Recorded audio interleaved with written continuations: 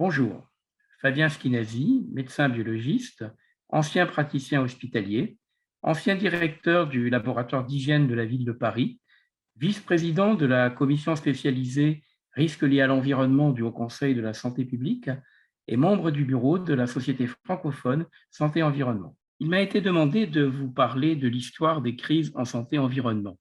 Je ne suis pas un historien, mais je suis un observateur de ces crises et parfois j'ai été un acteur de ces crises ces dernières années.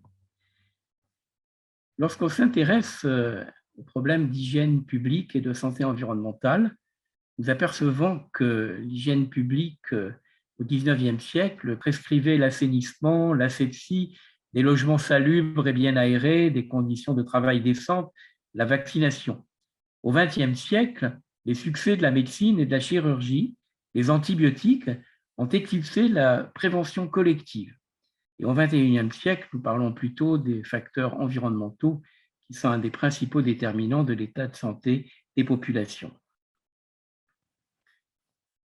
Ces facteurs environnementaux, ils sont de différentes natures. On va parler de santé environnementale, qui est une définition de l'OMS depuis 1994, qui montre que des facteurs physiques, chimiques, biologiques, sociaux, psychosociaux, esthétiques de notre environnement auront un impact sur notre bien-être physique, mental et social, donc sur notre santé, notre qualité de vie, et qui favorisent le développement de maladies ou d'infirmités.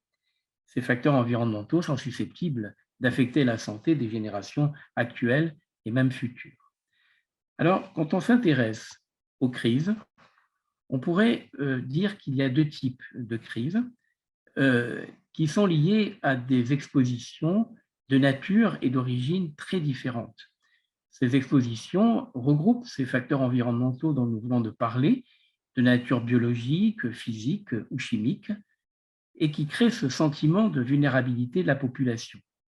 Mais ces crises peuvent être marquées de deux manières différentes, soit de fortes expositions aiguës liées à des accidents ou à des épisodes environnementaux, et qui vont provoquer un état de sidération de la population, mais également vont créer un certain tâtonnement avant de trouver des mesures correctives.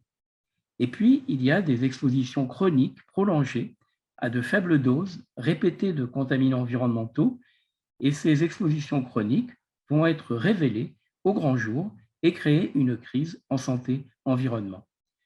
J'ai connu ce type de crise dans ma carrière et très tôt, quand j'étais à l'hôpital, au début des années 80, une crise sanitaire et environnementale est apparue dans mon hôpital.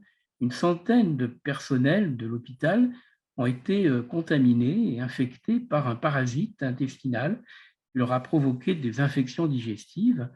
Et l'origine de cette crise était le restaurant de l'hôpital, du personnel, où un cuisinier avait contaminé avec ce parasite, une anguillule, a contaminé les aliments et a provoqué la maladie d'une centaine de personnes. Et cette crise a entraîné aussi une plainte de la part du personnel et tribunal, le directeur de l'hôpital, le médecin du travail qui n'avait pas écarté la personne de la cuisine ont été condamnés. Ça a été ma première crise qui m'a entraîné dans beaucoup de travaux car le nombre d'analyses a été très important pour repérer chez le personnel hospitalier qui mangeait dans ce restaurant de l'hôpital la cause de cette maladie. Alors, dans un premier temps, cette série d'accidents ou d'épisodes environnementaux qui ont des conséquences sanitaires, sociales et économiques, en voici quelques-uns. J'ai fait le choix d'en citer quelques-uns car ils montrent à la fois des facteurs biologiques comme l'épidémie de légionellose en 2003, des facteurs chimiques comme les incendies de Notre-Dame, l'incendie de l'usine Lubrizol en 2019, ou des marées noires ou des incendies d'usines, mais également des facteurs radioactifs comme nous avons connu en 86 avec Tchernobyl. Alors, ces différentes crises ont créé cet état de sidération dont je parlais et qui a entraîné donc de gros problèmes finalement pour mettre en place ces actions correctives. Par exemple, l'épidémie de légionellose en 2003 a entraîné plus d'une centaine de personnes contaminées à distance d'une tour aéroréfrigérante. Et derrière cette crise, la réglementation sur ce type d'installation a été renforcée. On voit également, dans les années 50, l'épisode de pollution atmosphérique à Londres, qui était un épisode de smog qui a entraîné aussi énormément de décès suite à cet épisode de pollution atmosphérique. Eh bien, à la suite de cet épisode, la France a mis en place des stations de surveillance de la qualité de l'air extérieur. Et quand je suis arrivé dans mon laboratoire à la mairie de Paris, au début des années 80, on mesurait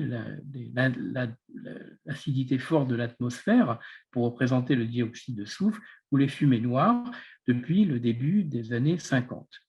Donc, ces différents incidents qui sont aussi liés à des épisodes atmosphériques comme la canicule ont été des crises aiguës. Mais il y a aussi des pathologies chroniques dont l'ampleur va être révélée, mise au grand jour par des diagnostics médicaux ou par des études épidémiologiques.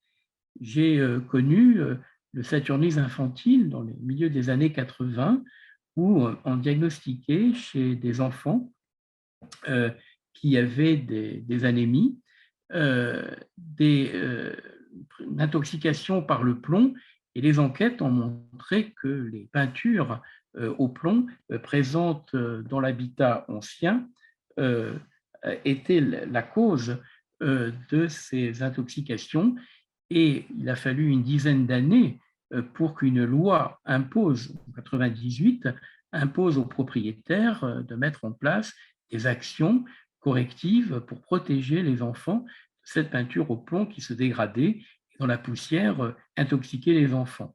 Il y a eu aussi des crises qui ont été révélées dans les années 80 dans des bâtiments climatisés. La climatisation et les grandes tours de bureaux ont montré aussi la présence de différents symptômes pour les occupants de ces bâtiments. Et à cette époque-là, nous avons mis en place des études et des enquêtes environnementales pour retrouver les causes de ces syndromes. Et ceci a été révélé par des médecins dans le cas du saturnisme, ou syndrome du bâtiment malsain. C'est aussi le cas de la décharge de Montchanin avec ses émissions toxiques, où les médecins ont détecté des maladies chez les personnes. Et donc, ça a créé ensuite une crise qui a été longue, puisque si je reprends le saturnisme infantile, on continue aujourd'hui à faire du dépistage de ces enfants. Dans les années 90, vous notez un certain nombre de leucémies, la crise de l'amiante qui a été aussi brutalement révélée, la vache folle aussi liée à l'utilisation de farine animale, et donc les maladies se sont révélées également suite à ces problèmes de contamination. Mais je voudrais aussi rappeler la pollution atmosphérique, le programme Air Pur d'évaluation des risques de la pollution urbaine sur la santé. Ce programme lié à la pollution atmosphérique a montré l'impact de ces différents polluants sur la santé, et a montré qu'il n'y avait pas de seuil à cette pollution atmosphérique et que les maladies respiratoires, cardiovasculaires apparaissaient à des niveaux très bas progressivement dans la population. Et c'est ce programme qui a été ensuite repris par Santé publique France, qui montre que ces pathologies respiratoires, chroniques, cardiovasculaires, liées à la pollution atmosphérique existent toujours et se perpétuent actuellement. Et enfin, je voudrais citer des pathologies qui ont explosé ces dernières années. Prenons le cas des maladies allergiques respiratoires, et notamment les allergies au pollen ou d'autres allergènes qu'on retrouve dans les bâtiments, qui ont également fortement augmenté, et les allergologues ont pu montrer l'ampleur de ces maladies liées à ces allergènes, mais aussi liées à des facteurs environnementaux aggravants de ces pathologies allergiques.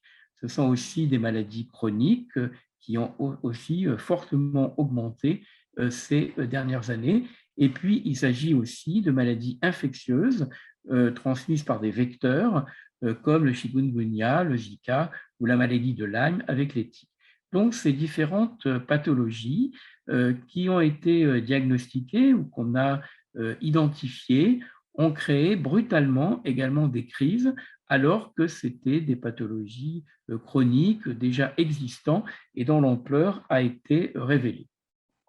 Alors, j'ai essayé, en regardant ces différentes crises, de voir quel était le point commun, quelles étaient les causes de ces crises. Et je constate qu'il y a un point commun qui est de gagner du temps, c'est-à-dire que les actions les crises surviennent parce que les actions de prévention n'ont pas été ou sont peu réalisées, que les signaux d'alerte on n'en a pas tenu compte, vraiment compte, et que ces signaux faibles ou ces signaux d'alerte n'ont pas été suivis, mais qu'il y a aussi le doute ou la controverse scientifique qui a qui a entraîné le retard de certaines réglementations environnementales ou sanitaires, les autorisations de mise ou de maintien sur le marché de produits chimiques, les normes techniques, et je cite un ouvrage qui parle de cette fabrique artificielle du doute et de la controverse prétendument scientifique qui fait gagner du temps et qui ne permet pas d'agir rapidement. Il y a aussi des décisions, voire des indécisions publiques qui font qu'il y a un retard aussi à la prise de décision, avec parfois une perte de confiance de la population envers les autorités et les scientifiques. Et enfin, parmi les causes que j'ai pu trouver aussi dans ces différentes crises, qu'elles soient aiguës ou chroniques, c'est les arguments de causes multifactorielles, de la complexité des sujets. Ce n'est pas si simple que ça, qui fait qu'on ne prend pas les décisions ou on ne fait pas agir le principe de précaution et on attend de lancer de nouvelles recherches avant de réglementer. Alors, depuis 2004, nous avons en France des plans santé-environnement, des plans nationaux santé-environnement 1, 2 et 3, qui ont été repris dans des plans régionaux santé-environnement. Si le premier PNSE 1 parlait de mieux connaître les facteurs en cause dans ces pathologies environnementales, le deuxième plan de santé-environnement parlait, lui, d'inégalités de santé et d'inégalités territoriales de santé. Le troisième plan parlait d'exposomes, de meilleure connaissance de l'exposition pendant toute la durée de vie, quelle que soit la nature des expositions, quelles que soient les voies d'exposition. Et puis, nous arrivons au PNSE 4 qui parle d'une seule santé. En fait, c'est cette prise de conscience. Peut-être la crise du Covid-19 nous a mis en exergue cette prise de conscience des liens étroits entre la santé humaine, la santé des animaux et l'état de nos environnements, l'état écologique, et l'importance d'avoir une approche intégrée et unifiée à la fois de la santé publique, animale et environnementale, qui va prendre en considération tous les facteurs d'émergence des maladies.